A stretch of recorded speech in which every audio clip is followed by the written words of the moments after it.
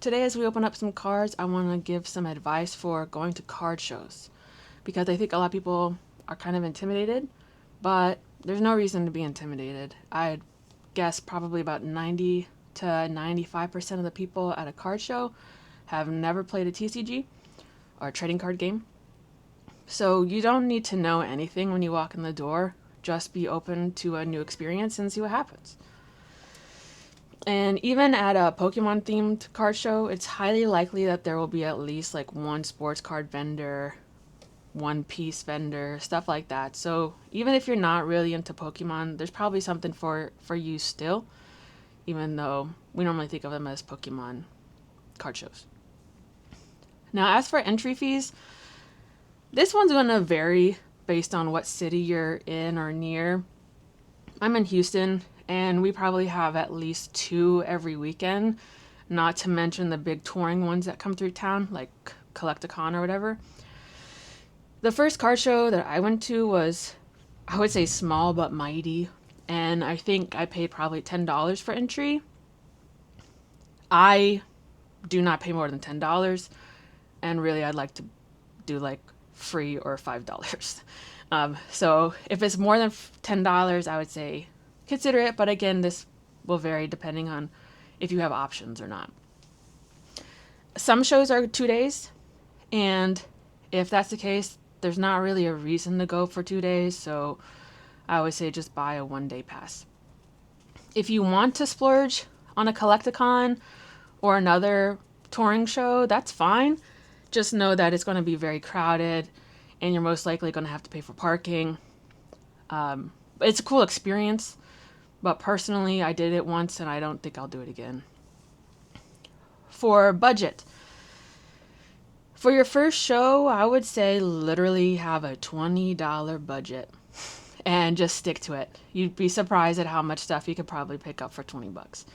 Most vendors will take cash, Cash App, Venmo, Zelle, whatever. So have at least one of those set up before you go. But honestly, especially for a first time, I would suggest bringing a $20 bill and just stick to that, because it's easy to find stuff that is not in that range.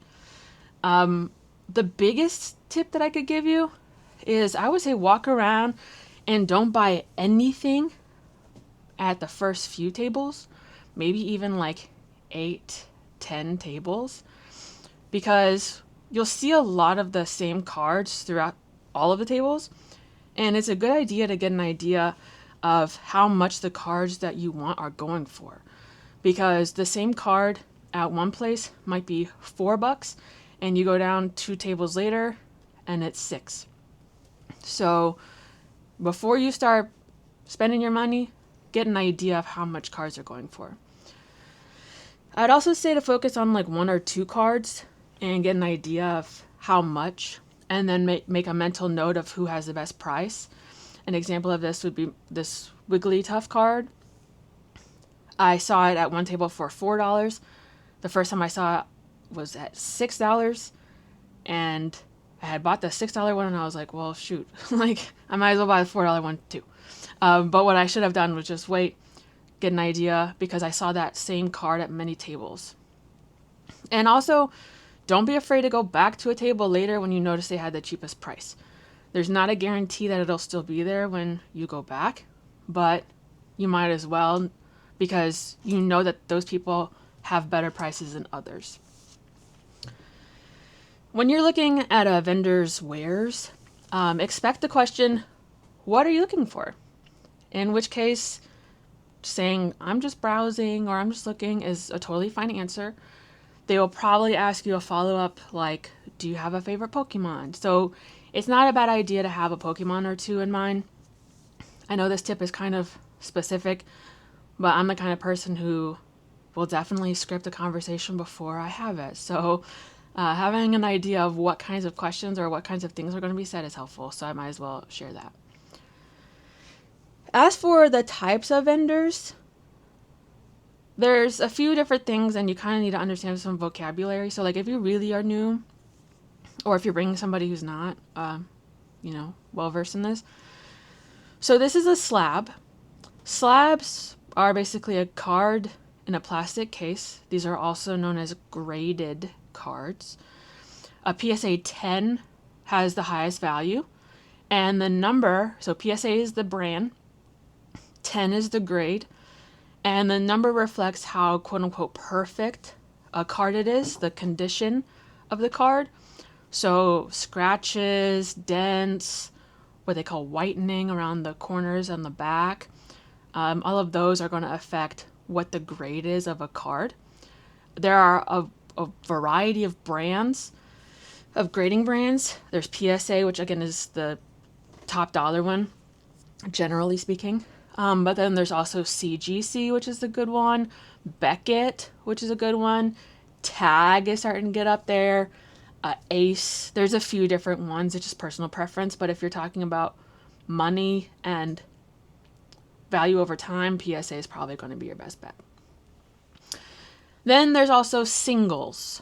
So singles are raw cards as opposed to the graded cards. These are just naked cards. Okay, that's what a single is. And when it comes to sealed vendors, I would say be very careful. Beware. I would say do not buy a box of Pokemon product at a show because you are almost guaranteed to spend, honestly, 2 to 3 times at least more money than that product is actually supposed to be sold for. So there's MSRP, manufacturer suggested retail price. So let's say it's supposed to be like $19.99, but at a vendor, at a store, he might be selling it for $60 because Pokemon is really hard to find in stores right now, so they can mark it up whatever they want.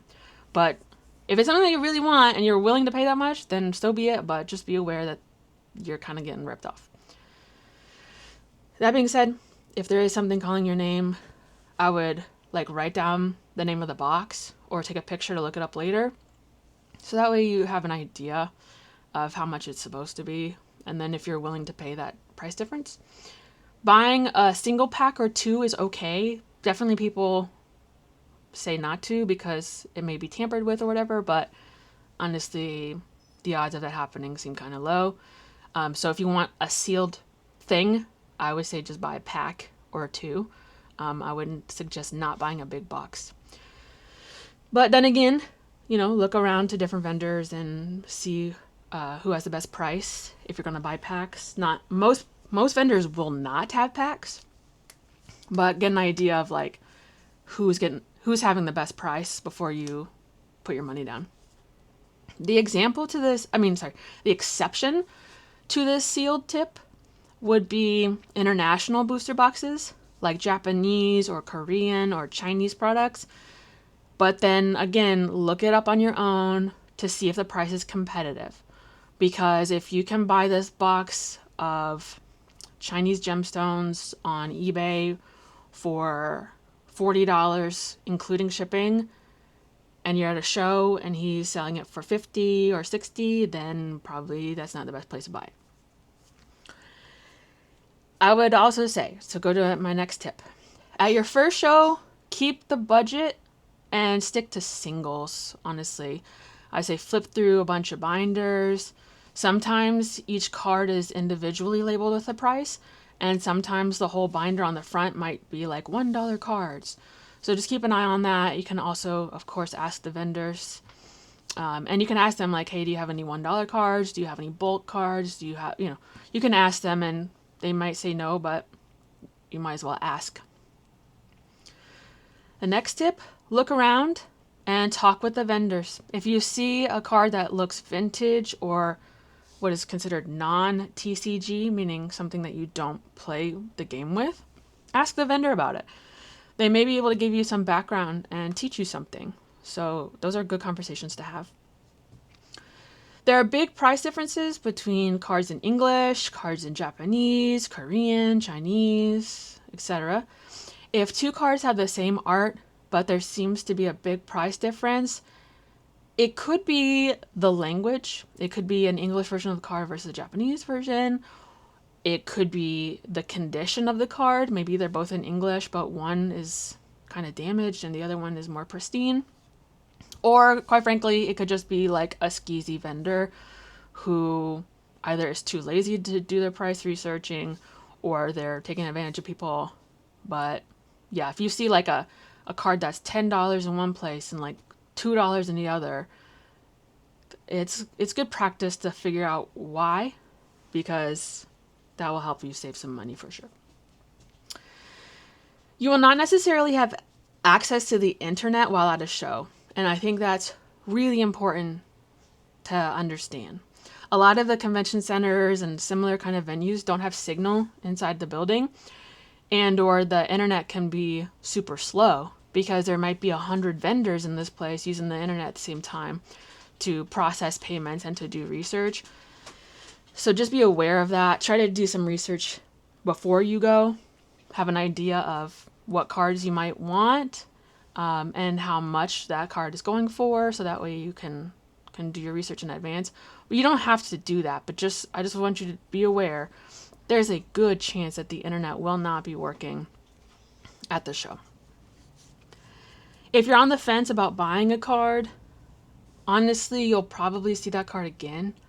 So take a picture of the card to remember it, to be able to look it up later, but do not feel pressure to be like, oh my god, like I have to buy this card right now. Most of the cards, there's like a lot of copies of it, so your odds of finding something actually rare is rare. If you want to do your research, there's a website called TCG Player, and it's also an app. That is like the best resource for looking up cards and quote unquote the market price. So that's like what that card is going for right now. Be respectful to the vendors. So like if you're looking up stuff on your phone, that could take a few minutes. So just stand out of the way of the table so that you don't block other customers. Be aware of your surroundings and be aware of the people around you. Here's another thing. So this is a very common experience. Let's say you see a card and they have it labeled for $10. You look on your phone and see on TCG Player that is for $7. Like the market price is $7.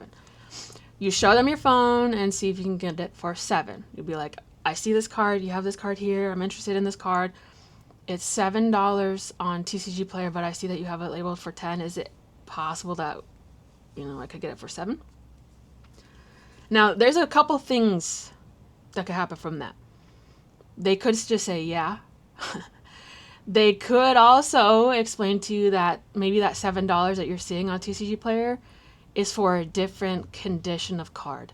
So maybe it's a quote unquote lightly played copy or a damaged copy or whatever. Which means that the copy that they have, the vendor has, may be in better condition than that one that's $7. Now when we're talking about conditions, mint or near mint is the highest level, like the best quality, the best condition. And on the other side of the spectrum, heavily played or damaged is the lowest. You can ask the vendor questions and they should be able to answer you. If they're rude, then just keep moving on because they have plenty of competitors. So you get to choose who you do business with. That being said, if you get bad vibes, just keep moving. If a table, there's some red flags, okay? If a table has a wheel to spin, like a game, like Wheel of Fortune, but vertical. Or if they're doing dice rolls, or if they have mystery bags, just keep moving. I honestly don't even talk to those people because it seems a little bit skeezy to me and I don't really like that. So it's not that people don't play it, and it's not that you can't get lucky. It's just that it's a gamble and you might as well just buy what you want. If you want a couple of cards from the same person, definitely feel free to negotiate down. I would say not drastically, but something that makes sense. So if we're talking about small dollar amounts of cards, but you're buying like 20 of them, maybe do a little bit of negotiating. But you might be buying like a $30 card and not on your first time because you're only bringing $20. But let's say you see a $30 card. Let's say you say two $30 cards. It's supposed to be $60. You could ask, hey, can we do 55? Or can we do 50? and then maybe you meet in the middle and you do 55. You don't have to do that at all. You do not have to negotiate. You can just be like, I want that card and that card. Okay, that's $60, done. You do not have to negotiate. But it is something that you can do. Just don't insult them. I would highly recommend bringing a bag to put your cards in. So whether that's like a little sling bag or your little man purse or your little backpack or whatever, just something to put cards in, like the stuff that you buy, so that way you don't have to hold them all day long. If you have a binder, you can bring it, especially if it's stuff that you're like willing to part with. So if it's stuff that is like not your favorite or whatever, if they're not full arts, I would not put them in your binder for trade. But if it's vintage, then maybe. Because yeah, if you bring your binder, then you can put the cards that you buy in there, but also you can use it for trade. So I would suggest, if you're interested in trading, that you put all of the cards that you're willing to trade probably at the front. I put the stuff in the front that I'm interested in trading, and then put the cards that you don't want to trade in the back of the binder. So that way it's very easy to do business of like, because they'll ask you what is available for trade. So in my trade binder, I only have trade. Like, I don't put anything in there that I want to keep unless I buy it at the show, and then I just put it on the back one, on the back page, and I'm just like everything except for the back page. And then that's no problem. Before you're interested in trading, it's not a bad idea to have an idea of what card that they have that you want. And then what you do is you ask if they're interested in trading toward that card that you want. Here's a very important thing. Ask what percent they trade at. If it is not 80%, don't trade. Excuse me. There are a lot of vendors who will say 80%. So if they're saying 70% or 75%, honestly, I would skip them and I would just go to a person who does 80%. Now, what does that mean? Going back to TCG Player, let's say that this card is worth $10. If I'm trading at 80%, then I will give this card to the vendor. If we agree on the deal, I would give this card to the vendor and they would give me $8 for my $10 card. Okay, so I'm missing out on a couple bucks, but that way I get money, they get a card, they get, to make $2, and it is what it is. So we'll understand that market price means that you're going to have to pay that market price, but when you sell or trade, you're not going to do that. Okay, so you're going to take a percent. But again, don't go lower than 80. You might as well, like in this market, get 8%. Now let's say, again, we're continuing this concept of trade. You see a card that you want. You ask them, hey, are you interested? I'm interested in this card.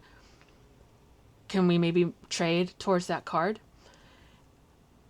And then they're like, yeah. And then you ask, what percent do you trade at? This is not a question that's unusual to them. They will immediately be able to tell you the number. If they say 80, okay, green light. Then show them your binder or your cards. They don't have to be in a binder. You can show them just cards.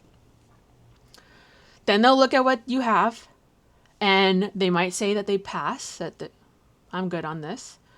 Or they might ask you, okay, can I start taking out the cards? And then they'll take them out, and then they'll start doing the math and do the research of, okay, what's 80% of what these are worth? Then you still get to say no. Like at any point you can say, or negotiate more, for instance. Your trade, let's say that he's interested in a couple cards, the vendor, and your trade might be under the value of the card that you want. So let's say you have like $6 worth of cards to trade. You want a $10 card. So they'll then tell you how much cash on top, or you can ask, quote unquote, cash, how much cash on top. So I always explain that, like, I'm fine with putting cash on top. So that way they know, like, I'm not trying to, like, cheap them out or whatever. Never feel obligated to do a deal that you don't want to do. You can change your mind at any time. So if you're like, I'm not sure, let me think about it, that's okay. You can walk away. Don't feel obligated to do a deal that you don't want to do. I have a couple more tips. If you don't have anything to trade, but you see a card that you like, but it's kind of pricey, you can ask, do you have any room on this? If they do, they will probably ask, what are you thinking? So have a number in your head. Okay, again, not on your first try because you're doing a $20 budget. But let's say later on you're like, oh, I'm saving up for this card. This card is worth $100, but it's freaking awesome. But $100 is kind of a lot. You can ask them, do you have any room on this? Because they probably do. If they don't, that's okay. You can keep moving forward, but you might as well ask. It's not going to hurt to ask. Just be aware, like, this is practice when you go to a card show of being rejected. And you have to be okay with that. So yeah, when they ask, what are you thinking? It's best to suggest, like, I see it's like $100, but I'm thinking more like 90, right? So like, I'm not ripping them off. I'm not insulting them, but that could be something that we work on together. But again, if he is like, nah, it's too low, or that's how much I paid for it, then it is what it is, and be like, oh, okay, never mind. That's fine. They have these conversations all day long. Business, speaking of that, business should be a deal between two people where both people end up ahead, at least in my opinion. I think that's what capitalism is. That's what it should be. Like I just said, if you ask about pricing, stuff like that, you will get rejected, and that's okay. Like, you might have a lucky streak and just keep having vendors who are like, yeah, for sure. But you need to expect that you will be rejected, and that's okay. Okay. And also, it goes both ways. You will probably do the rejecting too. You'll probably be like, I can't do that. I'm good. Never mind. Like, you might be rejecting other people and they might be rejecting you. That's just how business works. But it's okay. And the more that you do it, the more you understand this is nothing personal. It's just business. And like I already said, but I'll say it again. The odds of you finding an actually extremely rare card is almost zero. Especially now with the internet, you can buy cards online. Take a picture of a card that you really like. If you feel it's rare, keep an eye out, but don't feel pressured to buy it right now. Pokemon cards have not always existed, but they've existed for 30 years now. They will continue to exist. You're going to be okay if you don't buy it today. Second to last tip. Just because you have a conversation with someone does not mean that they are entitled to your money. I'm going to say that one more time. Just because you have a conversation with someone does not mean that they are entitled to your money. Okay? Obviously, don't waste people's time. Don't have them look up all of these cards' values when you know that you're not going to do business with them. That's disrespectful. So don't waste people's time. But also, don't feel compelled to buy something just because they were nice to you. You don't owe anyone anything. And maybe it's just because I'm a woman, but like, that is an important thing. That's an important life lesson. You don't owe anybody anything just because somebody's nice to you. Okay? Last tip. It is okay, 100% okay to leave without buying anything. Okay? It could be you are just overwhelmed and you're just like, I don't even know what to do. I can't make decisions like this. That's okay. I would suggest, again, going in there knowing that you will probably be overwhelmed, that there will probably be too many people, that it will be really loud, that you will have to talk to strangers, that you'll brush shoulders with strangers. All of these things, like, understand your own tolerances and whatever. But I would really suggest spending a solid 45 minutes. Just 45 minutes. Look around, look at all the tables, get an idea of what the vibe is, what the show is. Flips through some binders, talk to some strangers, just pleasantries. How you doing today? Oh, I'm doing good. Right? Like just basic conversations, nothing too intense, okay? Because think about it. If you spend 45 minutes, let's round up to an hour. But let's say you go to a car show and you spend $10. Was the entry fee worth the 45 minutes of entertainment and experience that you got? Probably. Honestly, if it's $10 or less, I would say probably. Because $10 doesn't get you much these days. But you probably can get like 10 Pokemon cards. So think about it in that way.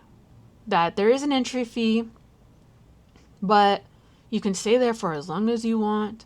You can talk to as many people as you want. Most of the time, if not all the time, you can leave and come back. So if you need to take a break, if you need to tap out, go outside and take a breath. That's fine. You know your tolerances. You know it better than anybody else. So those are my tips about going to a card show. I'd highly recommend it. I would really suggest going to a small one for your first try. Again, I don't know how other cities are. Houston's massive. But I did visit El Paso recently and went to one there. And it seems like they're having one every weekend too. And it was like less than $10 or less than $10. So it's pretty good. So it's worth it.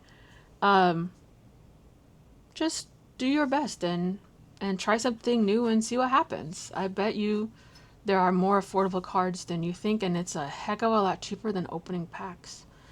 But yeah, so I hope that you enjoyed this and I hope that you learned something. In the comments below, if you've been to a card show, write down what your experiences have been, and or if you haven't been to one before, what's your biggest concern? What's stopping you from going? Because I would like to help you out and go over that hurdle. So that's it for today's video. Hope you learned something. Until next time, we will see what happens next.